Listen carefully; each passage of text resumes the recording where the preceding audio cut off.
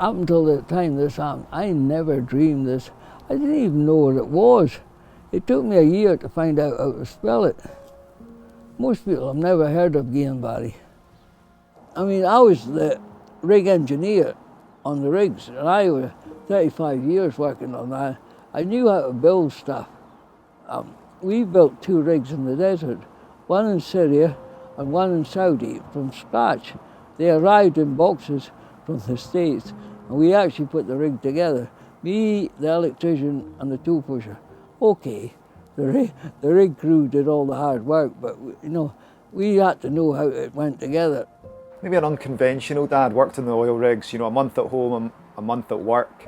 By the time when he was at home, we'd do motocross together. That's where our kind of love of motorcycles comes from. So we'd be off racing every weekend, and during the week I'd be at school and he'd be at school, university. He would be paragliding and, So I retired when I was 62.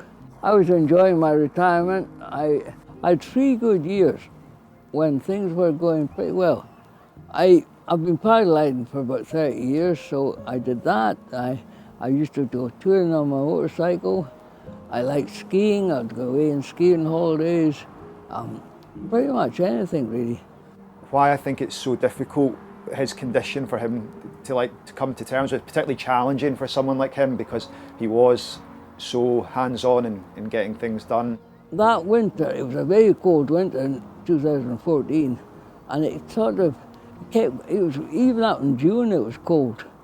And I remember I was walking about the house with a body warmer on, and even eating food, I couldn't get warm. And I just felt cold all the time. I'd been out on my bike on the Sunday, and I did a couple 100 miles on it. And by the time I got home, I was almost dying of the cold. I couldn't concentrate or anything. It was worse than being drunk. I remember getting home and thinking, God, that was awful. And then, during that week, I felt okay. On the Thursday night, I went out for a pint with a mate. The Friday was going to be a good paragliding day, so I said to him, I only want a couple of pints. So I went home on the Thursday night, felt great, woke up on Friday like it was just almost like I had flu. I could hardly move, and I really felt ill. And then on Saturday morning, that was me, the body started shutting down. Life before, obviously, was very different. His life looks different, a lot different now, but in many respects quite kind of remarkable where he's kind of come to, because when he was first admitted to hospital, he was, required a ventilator to help him breathe for 2.5 years, and didn't speak for a long time. So when I consider where he's come from, he's made a lot of progress. My son and my wife took me down to the Western, and by the time I made it to the Southern General, to the neuro, by that time everything was shutting down. I think over that weekend, I was pretty much down to, even my eyelids wouldn't work. It had moved right up my body, everything was paralysed. And I think if I hadn't lived so close to the hospital, I would have been dead for sure. There was no way, if you lived in the country, you'd have made it. So that was it, they kept me alive. I can recall that day, in fact, that he went to hospital, and it was probably a real sense of shock, because up until now our family probably hasn't had any, hasn't been impacted with significant health worries, and I'm sure a lot of people have, have experienced that early on. So that was our first kind of real kind of shock, and I think it was just really scary what happened to him over those first few days. The idea that you could have essentially the flu one day and then overnight, start to have the effects of paralysis, and also that sort of ascending paralysis up his body. He knew that he was going to get worse before he was going to get better, and that was really difficult for us to deal with. Well, I was on a ventilator from the word go. From when they got me into the Southern General, into the neuro, they put me on a ventilator then, and that was me. 2.5 years later, still on the ventilator. So I've still got a hole in my throat. So it's a bit of a problem when I eat, because I have to be very careful about choking. Also, if I can easily drown. If I'm having a shower, I have to put tape over this hole, because if the water runs into the hole, it goes straight into my lungs. So, yeah.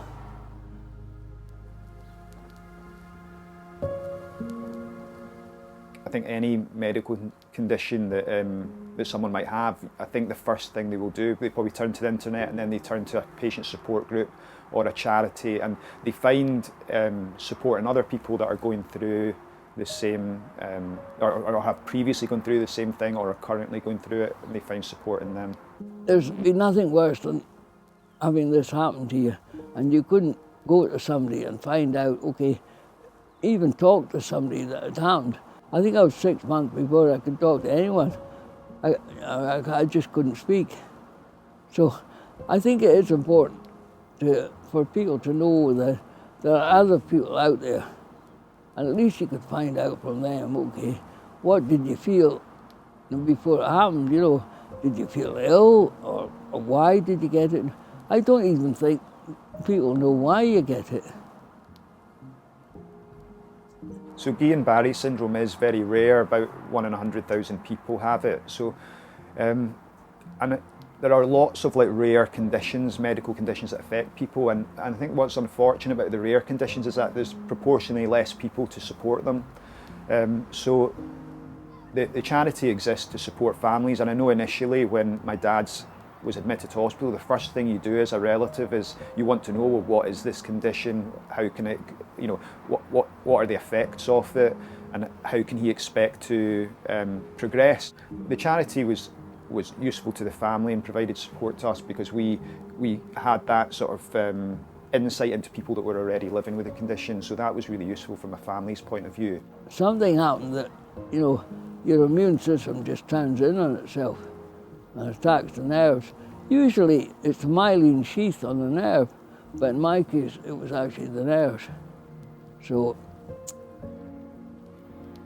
I don't know.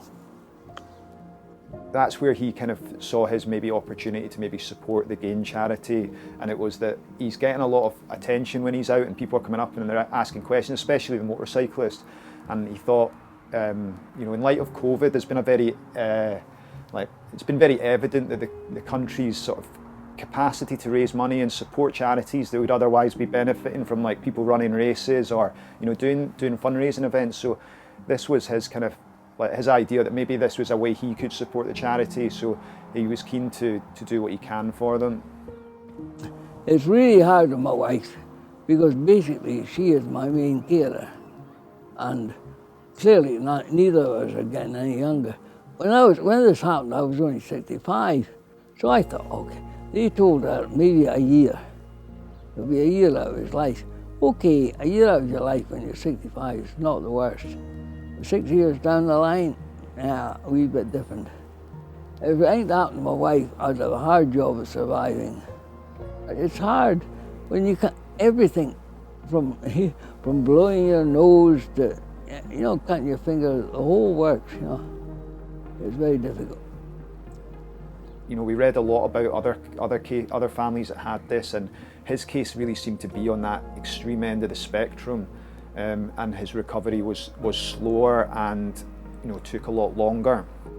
So it has been like, there have been ups and downs. It has been exceptionally challenging and a strain on the family, but, you know, together we have kind of got through it. And I think I've always thought what's best for him is just that he makes whatever potential he has was realised, and it wasn't that, you know, no one gave up on him, which is what has happened, and that's, you know, his family, his friends, and the NHS staff that cared for him for so long, because he was in hospital for, you know, for several years, for almost 3 years. So when he was first admitted to hospital, I recall a conversation with my mum when one of the consultants or a nurse, I can't recall now, but had said, you know, this could be a long time, and I think at the time it was a year was mentioned, and my mum was, you know, visibly shocked at the prospect of, you know, of this being that drawn out. Now I think looking back on that now, you know, that we're now over 6 years on, like no one would have ever imagined it could have lasted as long as it has. And you know, she really is for maybe you could, I don't know if it's a metaphor or not, but my dad's weakness is almost reflected in her strength in getting like the whole family through it, because she really is the one that is like, I know there's engineers have made the trike. It was my dad's vision.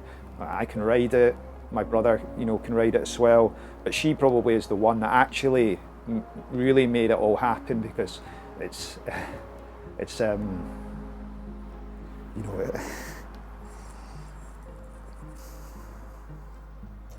it is like, it's her strength that's got us all through this.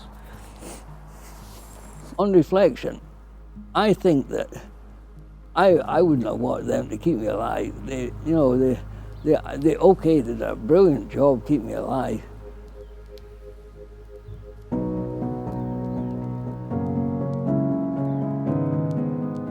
I mean, I started biking when I was 10-year-old.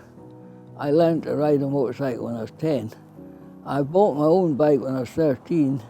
My dad had a bike, and but he nearly killed himself on it, so he wasn't too keen on me doing anything on a motorcycle.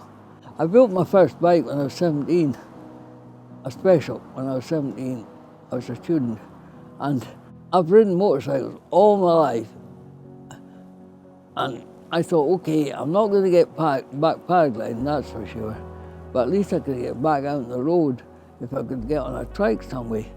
I saw a guy called Henry Cole, who does the Motorbike Show, and Henry Cole was talking to this guy Hayden, who was in Cardiff. Hayden builds trikes, and I mind thinking, okay, I phoned up Hayden the next day and I said to him, could you build me a trike that I could put my electric wheelchair on? And he said, well, I'll give it a go, because I've never done it before. It's worth a go.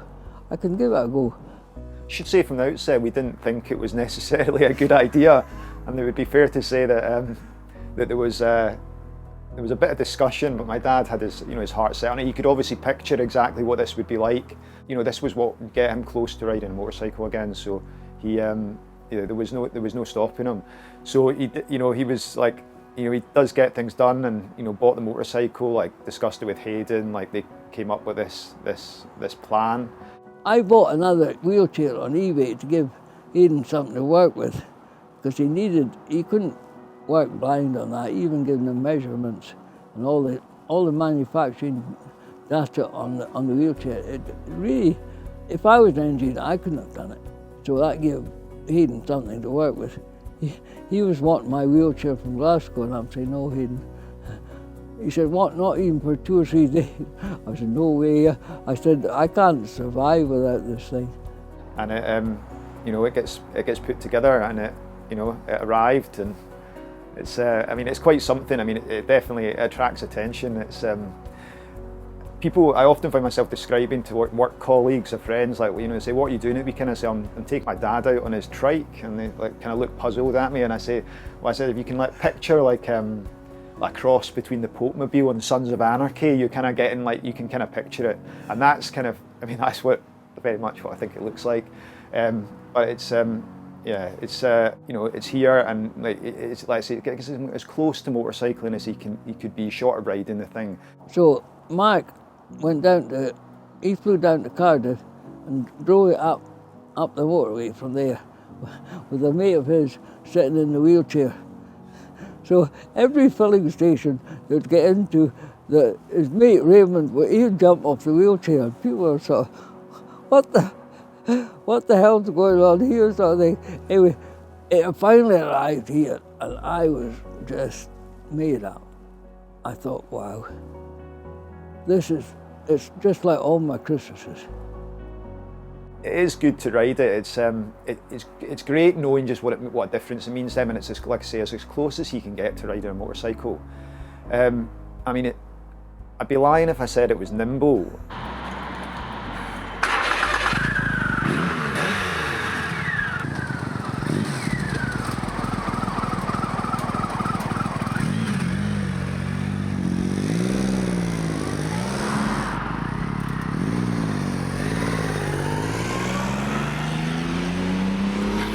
when I got out on the trike, it was just like you'd be sitting up there and you could see the gaps and you think, okay, nail it, go for it. But then you forget you're like a car, you've got this back axle there, it's quite wide, you can't nick in and out like you can on a bike. Also, just trying to get the thing stopped, it weighs so much. You know, so I'd be going, okay, we gap up ahead there on the intercom, go for it. But then I'm thinking, how the hell are you going to get this stopped? You know, we've only got a wee gap to get into. On a bike, it wouldn't be a problem.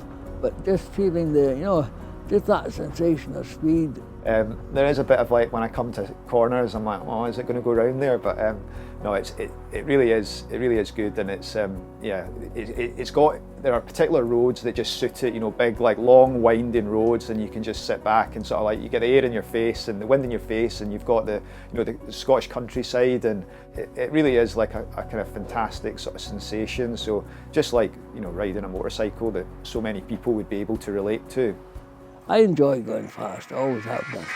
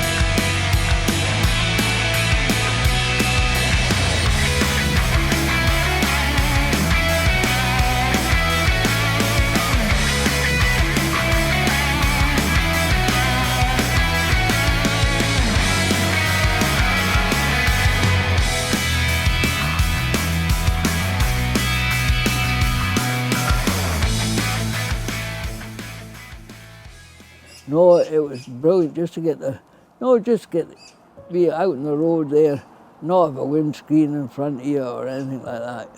It wasn't as good as being on a bike, but it's as good as I can get, you know. And to the idea now that he's like has this trike and we're out like touring on it is pretty remarkable, and I would never have thought when he was first admitted to hospital, one, that this would have had the duration that it has, but also that it's that he's kind of got to where he has now. So that's a kind of testament to his like character. It's made a huge difference to my life. It's something, I'm not saying I have to be out twice a week or anything, but you know, supposing I get out once a fortnight on it, that's enough. I feel I've won a watch. The duration of his illness has been so long, I've actually probably initially kind of come at it from a kind of quite maybe a sort of self-centred point of view, thinking, well, my dad's severely affected with this illness, like almost like he's unique and he's the only thing that's kind of importance.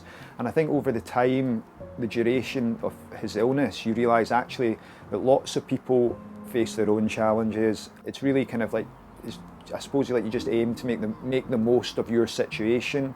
And like, as I said before about my dad like realising whatever potential it was, so it was just about supporting him to realise that.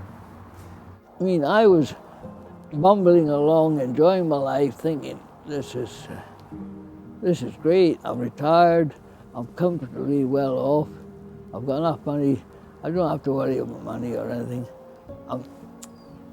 And you take it for granted that it's going to be like that tomorrow. And when I woke up paralysed, I could not believe, you know, I thought, how could this happen to me? I was fit. Can't take anything for granted, just make the most of things, and like, yeah, just don't never give up is it. Like it would be all too easy to kind of to give up, and I think like what he's shown is that there's like he's got that never give up attitude. I think people need to appreciate the life they've got and live it for every single day. Because what happened to me could happen to anyone. I'm pretty lucky. I've got my wife looking after me, I've got the boys. I mean, there are people out there who are a lot worse than me.